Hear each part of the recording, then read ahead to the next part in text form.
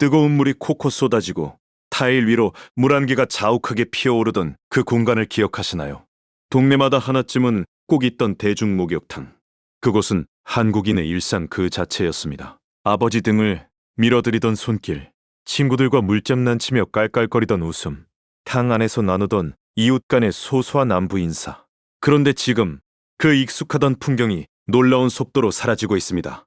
오늘은 한국인의 추억이 서린 동네 목욕탕이 왜 이토록 빠르게 무너지고 있는지 그 속사정을 낭낭히 파헤쳐 보겠습니다. 한국 대중 목욕탕의 역사는 생각보다 훨씬 오래됐습니다. 1924년 평양에, 그리고 1925년 서울의 최초의 근대식 대중 목욕탕이 문을 열었습니다.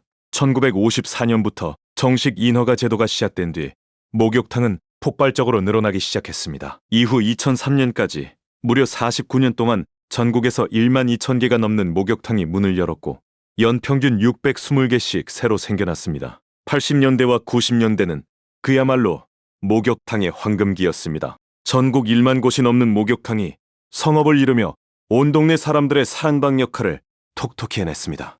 세신사는 하루에 수십 명의 손님을 받으며 목돈을 벌었고 목욕탕 주인은 떼돈을 번다는 부러움까지 샀던 시절이었습니다. 그런데 2000년대에 접어들면서 상황이 서서히 달라지기 시작합니다. 아파트마다 온수 보일러와 욕조가 갖춰진 화장실이 보급되면서 집에서 목욕하는 문화가 빠르게 자리 잡았습니다.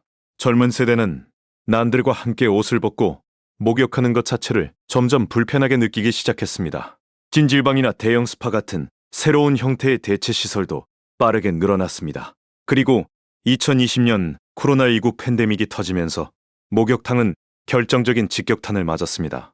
공용시설에 대한 위생 불안이 퍼지면서 손님이 뚝 끊겼고 전국에서 코로나 기간 동안에만 무려 1000여 개의 목욕탕이 문을 닫았습니다.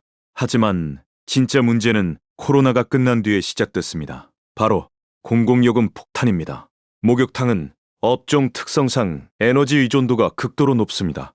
손님이 단 한 명도 없는 시간에도 탕의 물 온도와 샤워실 온수를 유지해야 하기 때문에 에너지 사용을 줄이는 것이 사실상 불가능합니다. 한 달 가스비와 수도비 그리고 전기료를 합치면 적게는 700만 원에서 많게는 1000만 원이 훌쩍 넘어갑니다. 대전의 경우 도시가스 도매요금이 2013년 대비 23% 이상 올랐고 상수도 요금은 무려 30% 가까이 폭등했습니다. 여기에 중동 정세 불안으로 국제 유가까지 급등하면서 에너지 비용은 눈더미처럼 불어나고 있습니다. 한국은 원유의 70% 이상과 액화 천연가스의 20% 이상을 중동에 의존하고 있어서 이런 위기에 특히 취약한 구조입니다. 서울에서 40년째 목욕탕을 운영하는 한 업주는 보일러를 돌리는 게 겁이 난다고 말합니다.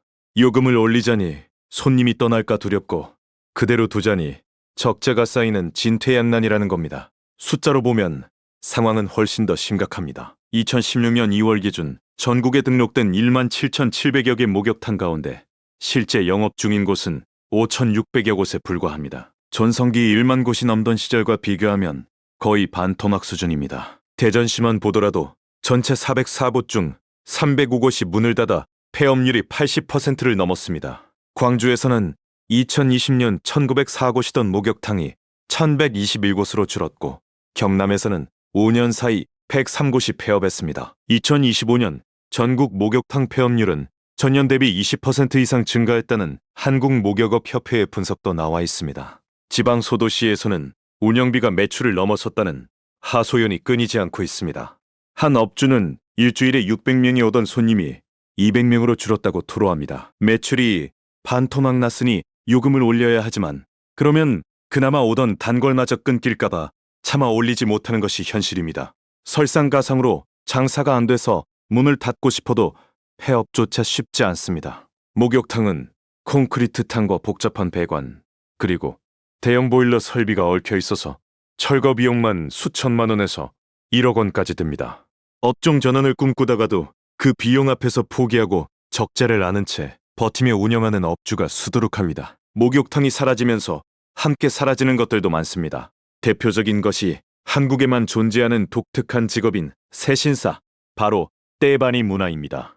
코로나 기간 중 대중탕이 줄폐업하면서 세신사 상당수가 일자리를 잃었고 한국인 세신사를 구하는 것은 거의 불가능해졌습니다. 현재 서울 목욕탕의 70%가 중국인 세신사를 고용하고 있을 정도입니다. 목욕탕 안에 있던 이발소와 매점, 그리고 간이식당 같은 부대시설도 함께 자취를 감추고 있습니다. 그러나 무엇보다 뼈아픈 것은 목욕탕이 단순히 몸을 씻는 시설이 아니었다는 점입니다. 그곳은 이웃과 소통하는 커뮤니티 공간이자 어르신들의 사랑방이자 홀몸 노인에게는 유일한 사회적 연결고리였습니다. 특히 1인 가구 어르신이나 취약계층에게 목욕탕은 일종의 사회 안전망 역할을 해왔습니다. 강원도 태백처럼 목욕탕이 아예 사라진 지역에서는 주민들이 차를 타고 수십 분을 달려가야 겨우 목욕을 할 수 있는 상황입니다. 한 번 씻으려고 왕복 몇 시간을 투자해야 하는 기막힌 현실이 펼쳐지고 있는 겁니다. 그런데 아이러니하게도 한국식 목욕 문화는 해외에서 폭발적인 인기를 끌고 있습니다. 뉴욕 맨해튼에는 한국식 스파가 속속 들어서며 뉴욕타임스로부터 도심 속 작은 휴양지라는 극찬을 받았습니다. LA 코리아타운에선 한국식 대바니를 체험하려는 외국인들이 긴 줄을 서고 있습니다. 이태리 타월은 일본 주부들 사이에서 선풍적인 인기를 끌며 K-뷰티의 한 축으로 자리 잡았습니다. 정작 이 문화의 본고장인 한국에서는 그 발원지가 하나둘 쓰러져 가고 있으니 이보다 더 씁쓸한 아이러니가 있을까요? 그렇다면 동네 목욕탕을 살릴 방법은 정말 없는 걸까요? 전문가들은 가장 먼저 정부 차원의 에너지 보조금 확대가 필요하다고 입을 모읍니다. 태양광 패널이나 고효율 보일러 교체 비용을 지원해서 운영 부담을 실질적으로 덜어줘야 한다는 것입니다. 일본의 온천 마을처럼 지역 특색을 살려 목욕탕을 관광 자원으로 재탄생시키는 전략도 주목받고 있습니다. 지역 문화 공간으로 목욕탕을 재구성한다면 새로운 수익원을 창출할 수 있다는 목소리도 커지고 있습니다. 최근에는 1인 세신숍이라는 새로운 사업 형태도 빠르게 늘어나고 있습니다. 프라이빗한 공간에서 전문적인 때반이 서비스를 제공하는 방식으로 젊은 세대의 수요를 성공적으로 흡수하고 있습니다. 하지만 이런 변화만으로 수십 년 된 동네 목욕탕 자체를 살려내기는 역부족입니다.